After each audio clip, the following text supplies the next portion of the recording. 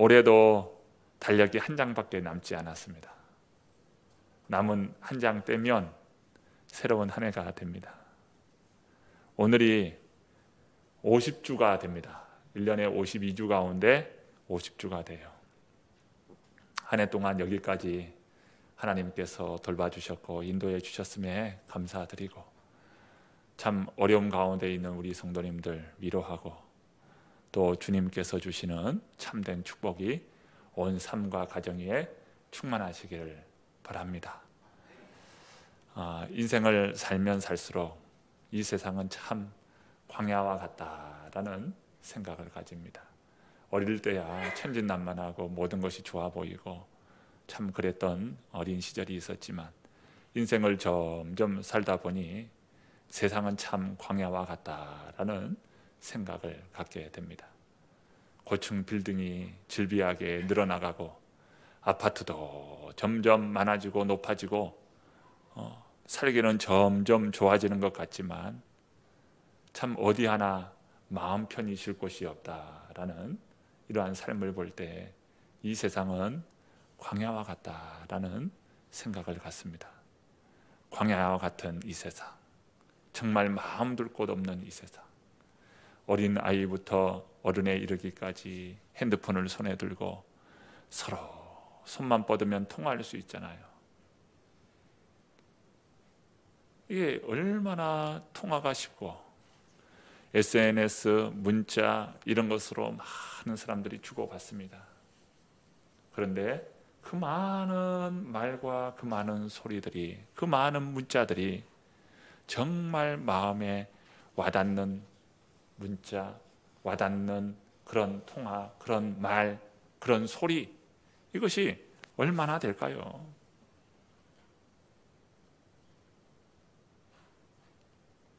점점 우리 내면의 창고는 바닥을 드러내고 점점 고갈되고 그 마음에 쉼을 온전히 경험하지 못하는 우리 내면의 사막화, 광야인 것을 봅니다. 이스라엘 백성은 출애굽하여 약속의 땅 가나안 땅을 향하여 나아갔습니다.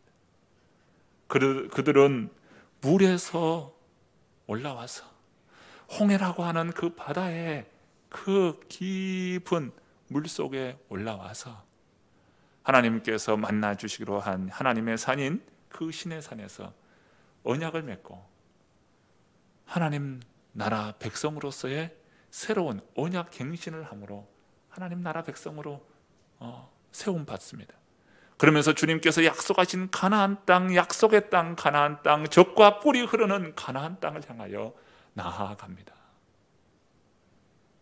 그러나 그 기대도 얼마 가지 못합니다.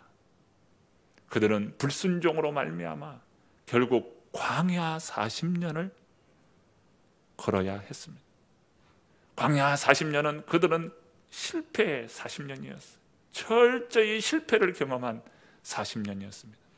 그들은 고대하고 기대했던 이 약속의 땅, 가나안 땅, 젖과 꿀이 흐르는 그 땅에 정복 전쟁을 하면서 그 땅에 거하여 있을 때 그 땅도 불과 얼마 되지 않아 그 땅도 광야라는 것을 깨닫는 것은 그리 멀지 않았어요. 그 땅에 거하여 있지만, 약속의 땅에 거하여 있지만 이것도 여전히 광야이구나 라는 것을 깨닫습니다. 하나님의 임재가 없고 하나님의 말씀이 없는 그곳, 하나님을 떠나 우상 숭배하는 이스라엘 백성들은 또다시 광야의 삶을 살아야 했습니다.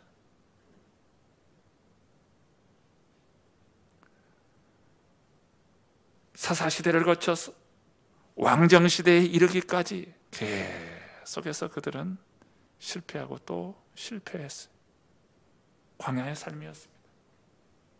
마지막 선지자인 말라기 선지자 시대가 되면 하나님의 이상이 끊어지고 이제 영적인 암흑의 시대가 도래합니다. 그러면 예수님께서 이 세상에 오셨던 유대 땅 1세기, 그 땅은 어떠했을까요? 그 땅도 동일하게 광야이기는 마찬가지입니다.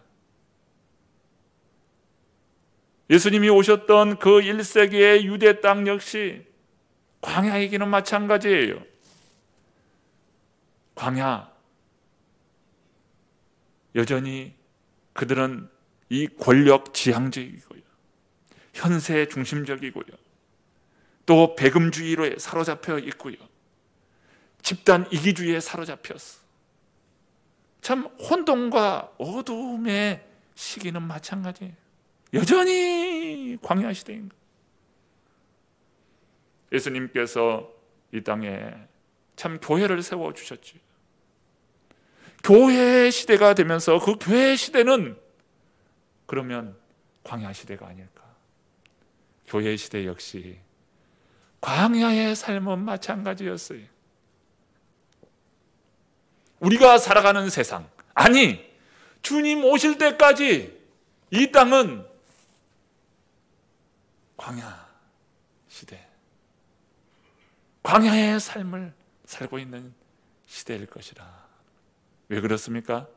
죄악된 인간이 세우고 만들어가는 이 세상은 그 본질 자체가 여전히 마찬가지이기 때문에.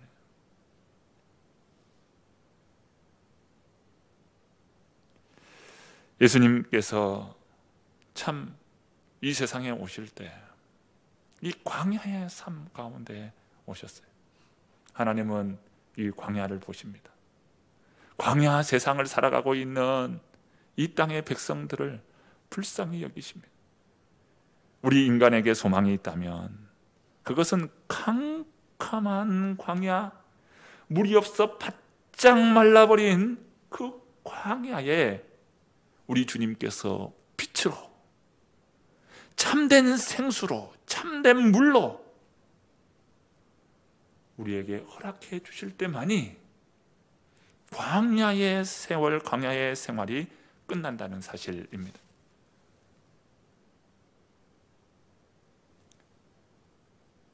우리 주님을 만나고 우리 주님의 임재 안에 있을 때만이 그들에게 소망이었어요. 광야의 삶은요, 하늘을 바라볼 때 소망이 생겨요. 하늘이 소망이에요. 온통 광야의 삶은 어디만 봐야 합니까? 하늘을 바라봐야 합니다. 하늘을 바라봐요. 이스라엘이 광야 40년 동안 하나님께서는 만나와 메추라기로 먹이셨습니다. 40년 동안 구름 기둥과 불 기둥으로 인도하셨어요. 이스라엘의 소망은 하늘에 있습니다. 우리 인생의 소망이 하늘에 있습니다.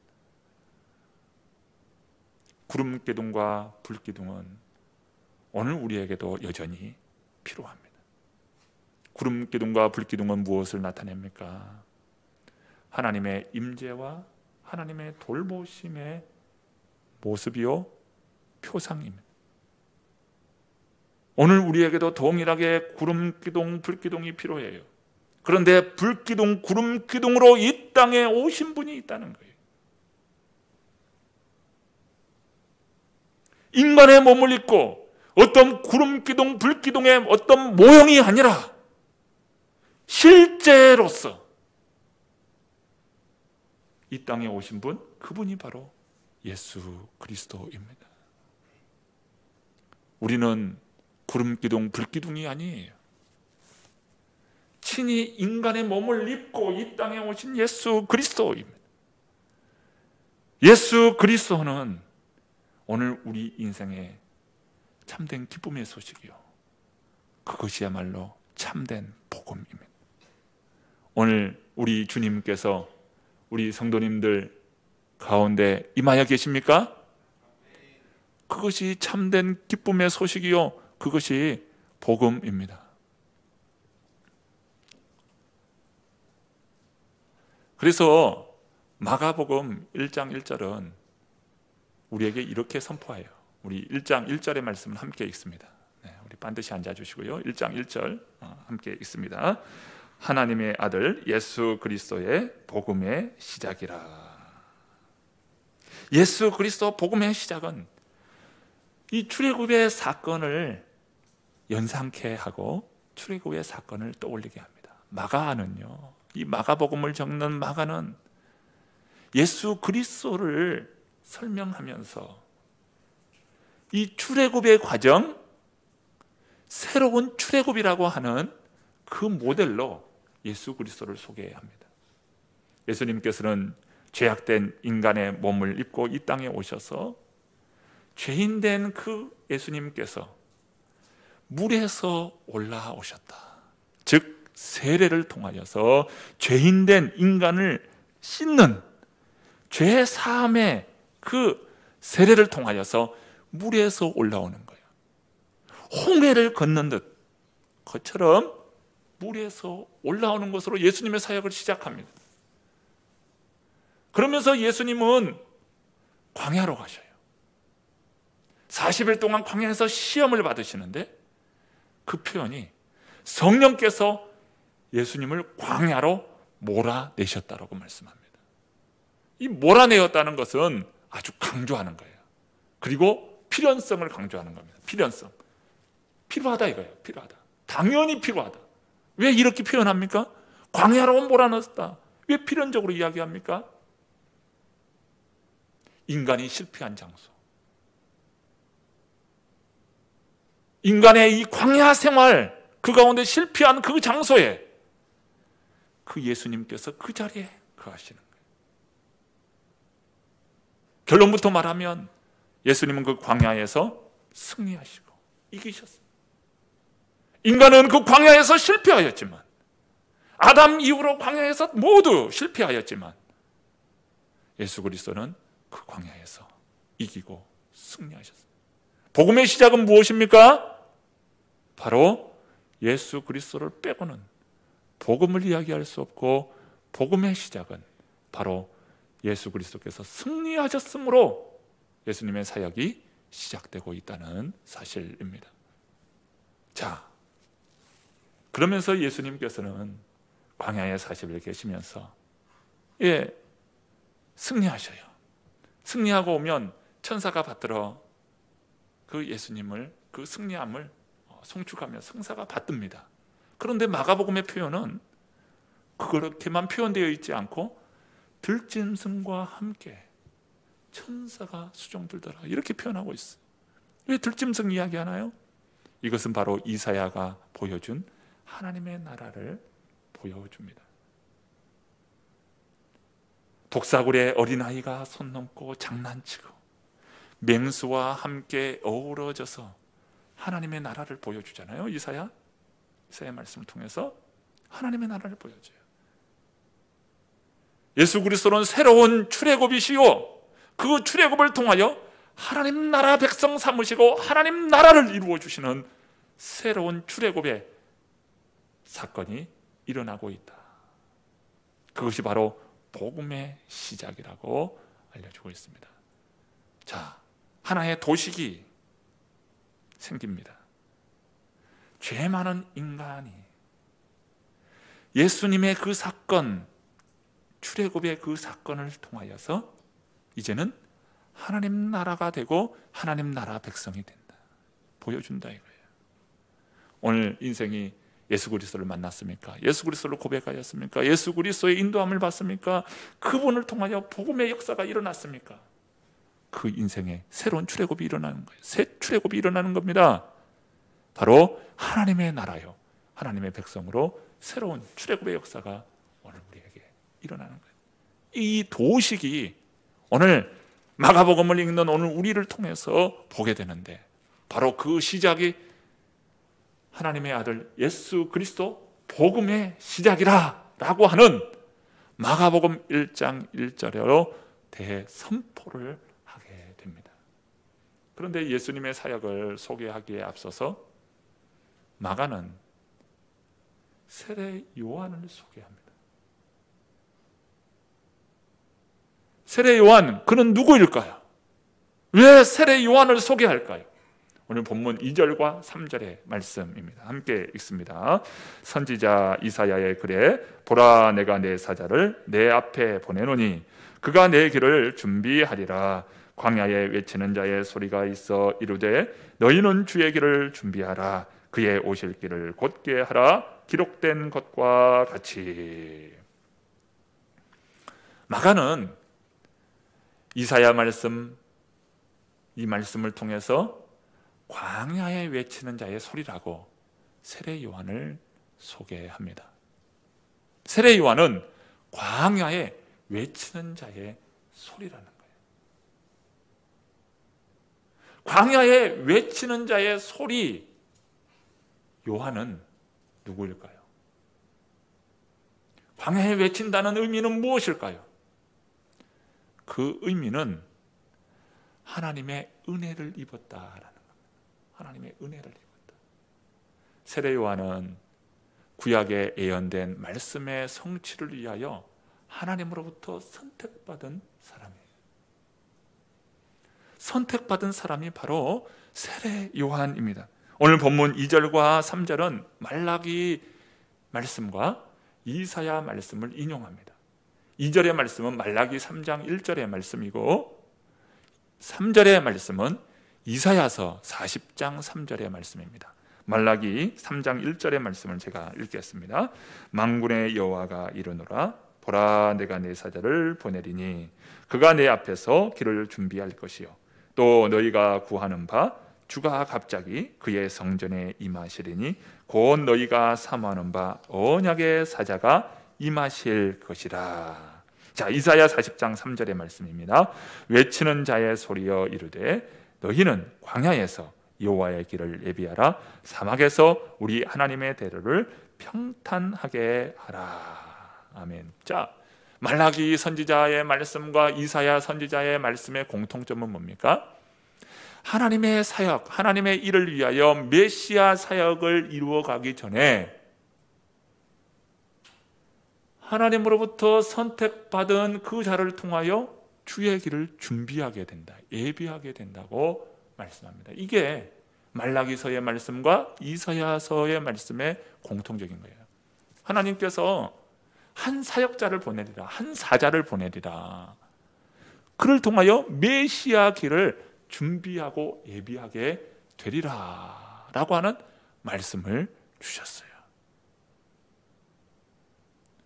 세례 요한이 주의 길을 준비하는 자로서, 선택받은 자로서 유대의 많은 사람들에게 바로 메시지를 전달할 때 그들에게 회개의 영이 부어지고 회개의 세례가 임합니다. 자, 본문 4절과 5절의 말씀입니다. 우리 4절 5절 말씀, 자, 한 목소리로 함께 읽지요. 함께 읽습니다. 세례 요한이 광야에 이르러 죄 사함을 받게 하는 회개의 세례를 전파하니 온 유대 지방과 예루살렘 사람이 다 나아가 자기 죄를 자복하고 요단강에서 그에게 세례를 받더라. 아멘. 세례받은 유대 사람들이 변화가 되기 시작하는 거예요. 변화가 일어나는 거예요. 오늘도 우리는 이 말씀을 통해서 깨닫습니다. 우리는 하나님으로부터 부름받은, 택함받은 사람입니다. 하나님으로부터 은혜로서 부름받은, 택함받은 사람, 은혜의 사람이에요. 자, 하나님의 부름을 받았어요. 하나님의 은혜를 입었어요. 이것은 무엇의 기반입니까? 하나님께서 우리를 사랑하신다라고 하는 그 기반 위에서 하나님의 부르심이 있고 하나님의 은혜가 있어요. 그러니 하나님의 부름을 받으셨습니까? 하나님의 은혜를 입었습니까? 그러면 우리 모든 성도님들이 하나님의 사랑 가운데 있구나. 하나님이 나를 사랑하시는구나. 이 증거가 바로 하나님의 택하심, 은혜인 것입니다. 자, 둘째, 광야에서 외치는 자의 소리 요한, 그는 누구일까요? 그는 주의 길을 준비하는 자라는 거예요. 광야에서 외치는 자의 소리다, 이 말은 준비하는 자다, 예비하는 자다라는 말씀이에요. 요한이 메시아 되시는 예수님의 길을 준비합니다. 자, 나는 주의 길을 준비하는 자입니다. 이 말은 다른 표현으로 광야에서 외치는 자의 소리입니다, 이 말이에요. 세례 요한은 주의 길을 준비하는 자인데요, 그는 자신이 누구인지를 분명히 알았어요. 자신의 정체성을 아는 거예요.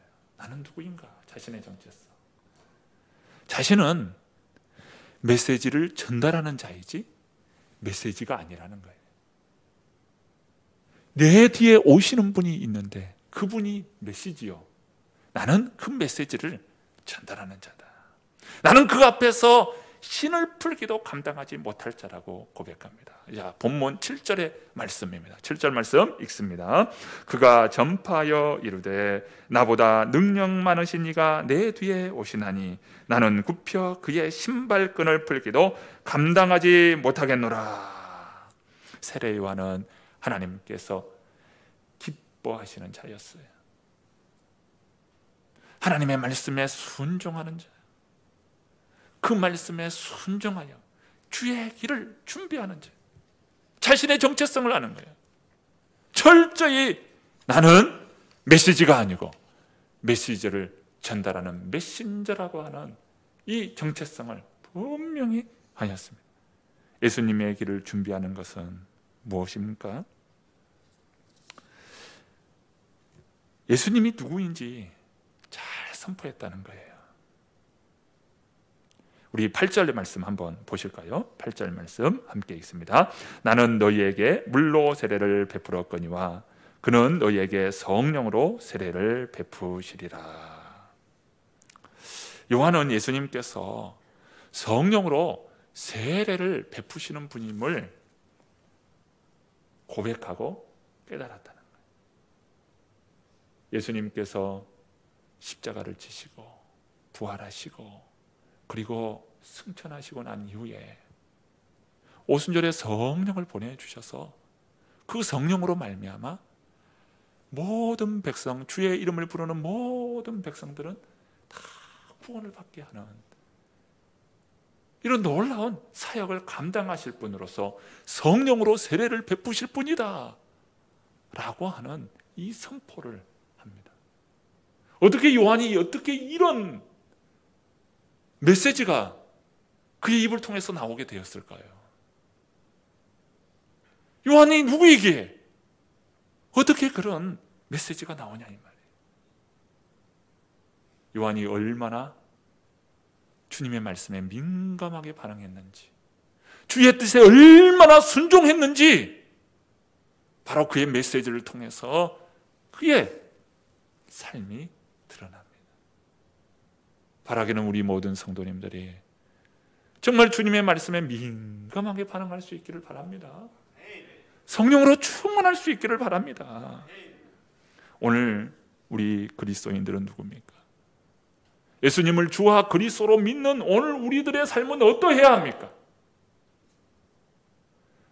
주님의 살아계심, 주님의 역사하심, 오늘도 주님께서 이 시대 안에, 이 광야와 같은 세상 안에 참된 복음임을 드러내는 자야 하지 않겠습니까? 세례 요한은 하나님의 말씀이 끊어지는 그 광야와 같은 세상 속에서 나는 광야에 외치는 자의 소리라고 그런 고백합니다.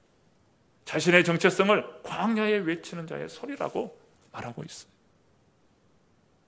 오늘 이 시대 광야와 같은 세상 속에서 광야의 삶을 살아가고 있는 오늘 이 시대 안에서 우리는 광야에 외치는 자의 소리가 되어야 합니다. 광야에 외치는 자의 소리가 되어야 합니다. 광야 가운데에서 소망 없이 바짝 말라버리는 이 마음의 창고들, 세상 그 어디에도 소망 없이 살아가는 이 광야의 세대를 살고 있는 이 세대 속에서 우리는 광야에 외치는 자의 소리가 되어야 한다는 거예요. 어떻게 하면 이 광야에 외치는 자의 소리의 사명을 감당할 수 있습니까? 바로 사도행전 1장 8절. 오직 성령이 너희에게 임하시면 너희가 본능을 받고 예루살렘과 온 유대와 사마리아와 땅끝까지 이르러 내 증인이 되리라 하시니라. 오직 성령이 임할 때 바로 이 사명을 감당할 수 있습니다. 광야에 외치는 자의 소리가 되십시다. 우리가 광야에 외치는 자의 소리입니다. 되어야 하고 이미 소리입니다. 우리는 참 성탄절을 맞이하기 위하여 주님 오심을 기다리는 대림절에 이 세상에 많은 사랑하는 가족, 사랑하는 그 사람들에게 기쁨의 좋은 선물, 최고의 아름다운 선물, 이 복음을 나누고 베풀 수 있는 저와 여러분 되기를 간절히 축복합니다.